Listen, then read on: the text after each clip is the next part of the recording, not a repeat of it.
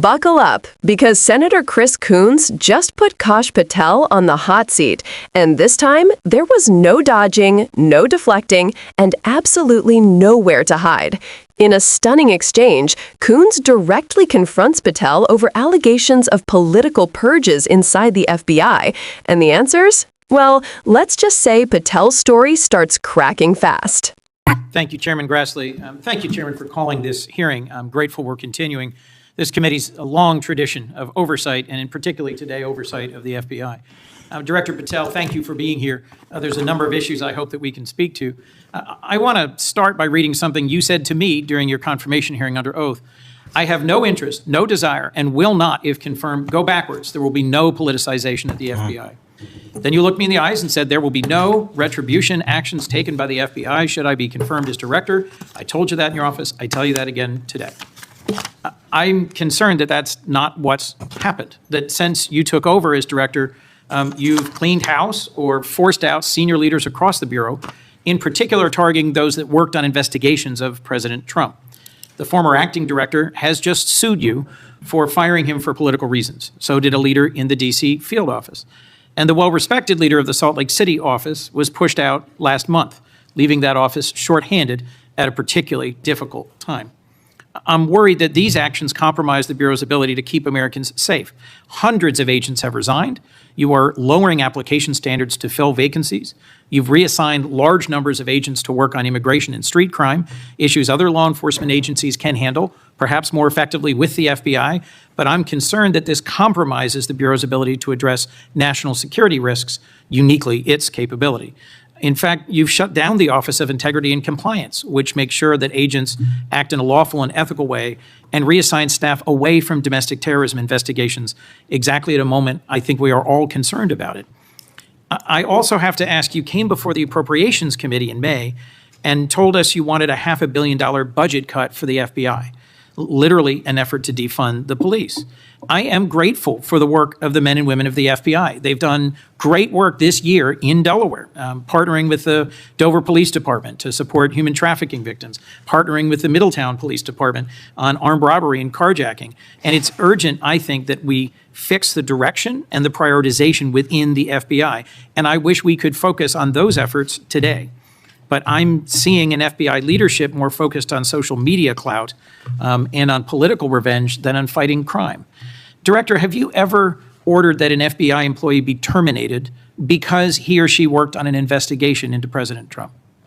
Senator, thank you. One quick correction for the record. There's 280 FBI investigations. I gave the incorrect number to Senator Hawley. Thank you. Understood. As far as a lot of your statement, I disagree with it, and I'm happy to address it. But the only way, generally speaking, an individual is terminated at the FBI is if they have violated their oath of office, violated the law, or failed to uphold the standards that we need them to have at the FBI. So those who say that they've been fired because of working on investigations into President Trump are lying or misrepresenting? Well, those matters are alleged in litigation, which is ongoing, so I can't comment on those specifically. Could you comment on why you fired former acting FBI Director Driscoll? I can't because it's ongoing litigation. Could you say now definitively under oath that the rank and file agents who were assigned to work January 6 cases will not be terminated because that's what they were assigned to do? I've said it before and I've said it again. Your case assignment, as I was given case assignments when I was a young prosecutor, does not dictate your career or your termination. Thank you. Then let me go to the appropriations question. In May, you testified before the subcommittee on which I serve, defending the president's request that we slash the FBI's budget by about $500 million. The day before, you testified the opposite in front of the House. Where are we in terms of the budget request? Senator Graham earlier said if you're requesting more funding for more agents, let us know. We're nearing the end of the fiscal year. In front of the committee on which I serve here in the Senate, your request was for a reduction of hundreds of millions of dollars. Where are we?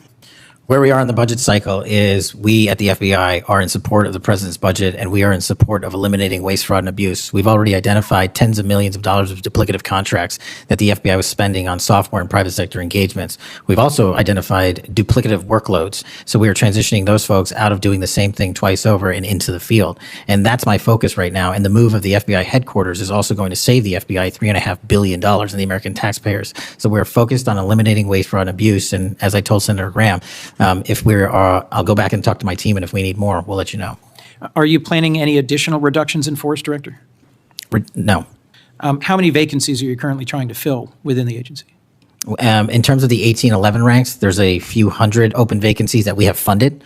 And so we're filling all of those with our hybrid 1811 program and our new recruitment program. And I think a lesser amount of IAs and SOS. So if hundreds of agents have retired or taken the fork in the road offer, and you have vacancies, but you're requesting $500 million less, how does having fewer FBI agents help you tackle violent crime and address our national security issues? Just to put it in perspective, cybersecurity Senator, issues? sorry, I didn't mean to cut you off. If we had this $500 million, we've done the math. It would take us 14 years to onboard every vacancy that's on the books currently at the FBI because we can't hire these folks and train them overnight. It's a years-long process. So we are currently focused on recruiting the best and filling the positions to the best of our needs.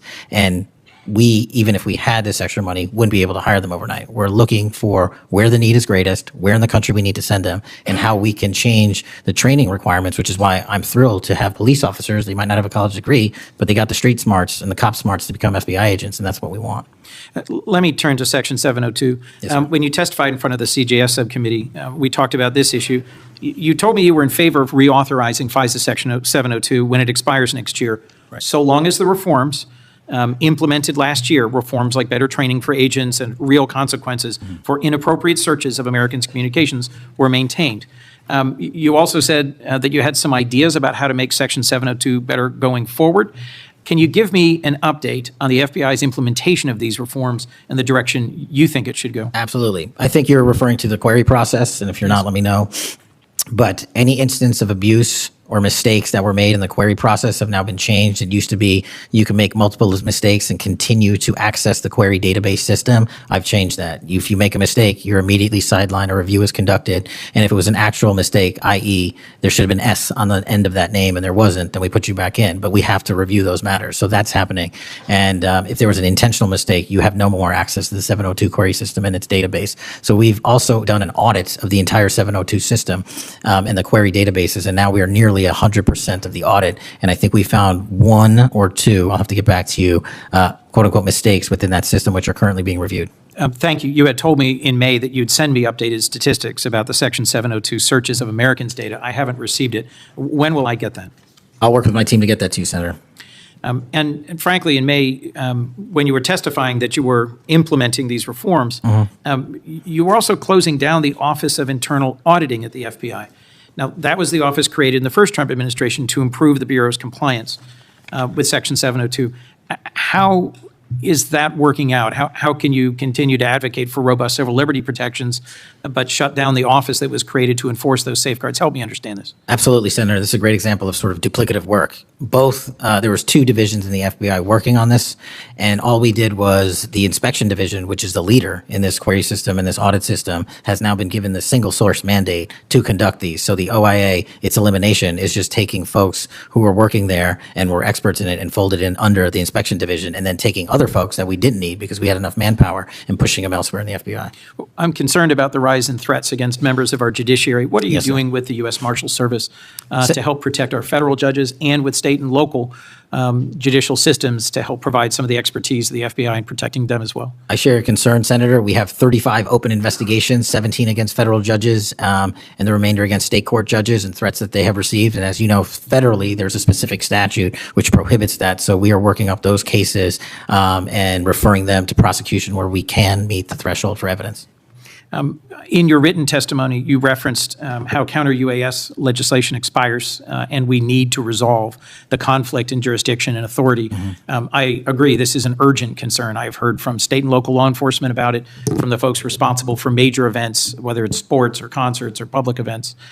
Given the tragic increase in political violence, I'm very concerned about the misuse of drones and the potential of there being a catastrophic event. What could we do to address this challenge? Well, obviously, reauthorizing the capabilities that we have under the counter-UAS program.